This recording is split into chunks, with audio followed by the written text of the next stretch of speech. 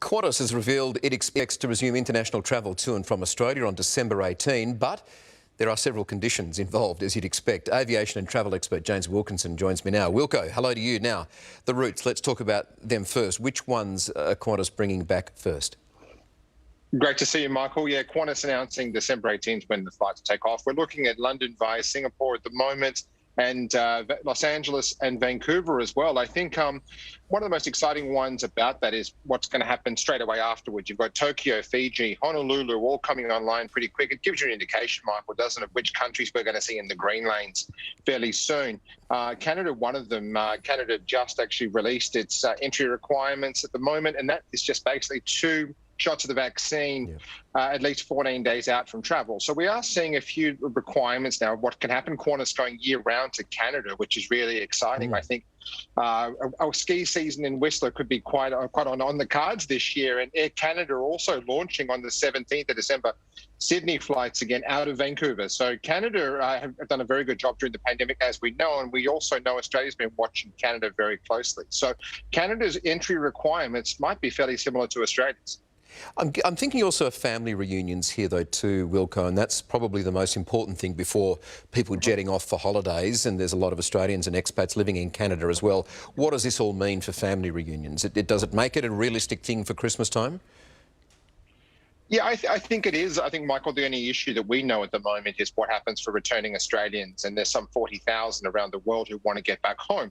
However, planes that are coming in at the moment are only really 10% full because of the caps on the flight. So there are a lot of empty seats. If they do get the green light to be able to bring Aussies back home, that backlog could get cleared fairly fast. Because one of the issues will be, it'd be okay to leave Australia, but it'll be how long does it take you to get back home? So, yeah, I think the market for visiting friends and relatives is going to be huge over December and January, right through those school holidays. Well, that's what I'm wondering. The airlines are expecting it to drop off a bit in February. Yeah, but the cap is the key here, isn't it? I mean, I'd imagine... It is the key. I mean, Qantas seemed like they're jumping the gun here before the government started talking publicly about the cap again. I'd imagine other international airlines want to know what's happening there as well. It's one thing for us to be flying Australians out, but isn't the priority to bring a lot of them home, those 40,000 that you mentioned?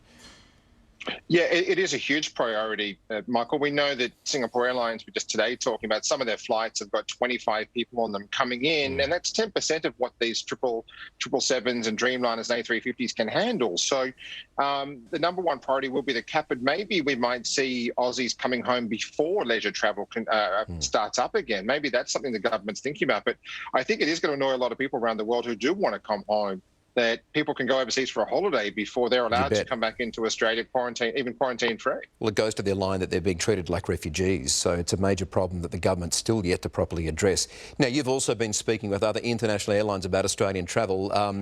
Some have more confidence about returning than others. What can you tell us?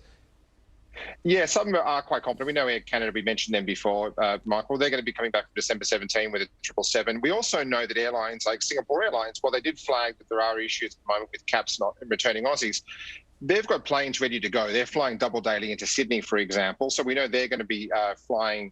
They're going to put schedules on pretty quickly. We know Qatar Airways have been flying right throughout the pandemic to Australia.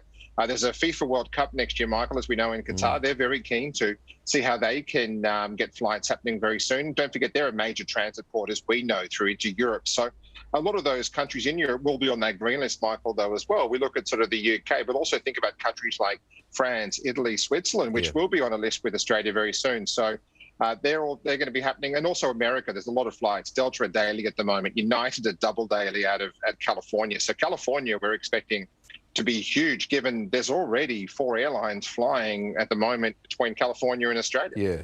Look, sounds to me like the getting out bit might become easier. The getting back in, still the problem. So we need to work on that.